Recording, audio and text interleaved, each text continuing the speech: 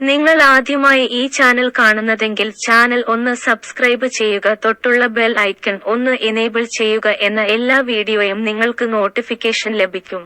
മാനസികാരോഗ്യത്തെക്കുറിച്ചും ആത്മീയതയെക്കുറിച്ചും വാചാലനായി സംഗീത സംവിധായകൻ AR റഹ്മാൻ. ചെറുപ്രായത്തിൽ തനിക്ക് ആത്മഹത്യാ പ്രേരണകളുണ്ടായിട്ടുണ്ടെന്നും അമ്മ കരീമ ബീഗത്തിന്റെ വാക്കുകളാണ് തന്നെ ജീവിതത്തിലേക്ക് തിരികെ കൊണ്ടുവന്നതെന്നും അദ്ദേഹം തുറന്നു പറഞ്ഞു. അടുത്തിടെ ഓക്സ്ഫോർഡ് യൂണിയൻ ഡിബേറ്റിംഗ് സൊസൈറ്റിയിലെ വിദ്യാർത്ഥികളുമായി സംവദിക്കവെയാണ് റഹ്മാൻ ഇക്കാര്യങ്ങളെക്കുറിച്ച് സംസാരിച്ചത്. എനിക്ക് ചെറുപ്പത്തിൽ ആത്മഹത്യാ ചിന്തകൾ ഉണ്ടായിരുന്നു. ഇത് മനസ്സിലാക്കിയ അമ്മ ഒരിക്കൽ എന്നോട് പറഞ്ഞു, നീ മറ്റുള്ളവർക്ക് വേണ്ടി ജീവിക്കുമ്പോൾ നിനക്ക് ഇത്തരം ചിന്തകൾ ഉണ്ടാകില്ലെന്ന്. അമ്മയിൽ നിന്ന് എനിക്ക് ലഭിച്ച ഏറ്റവും മനോഹരമായ ഉപദേശങ്ങളിലൊന്നാണിത്. നിങ്ങൾ സ്വാർത്ഥയോടെയല്ല ജീവിക്കുന്നതെങ്കിൽ നിങ്ങളുടെ ജീവിതത്തിന് ഒരു അർത്ഥമുണ്ട്.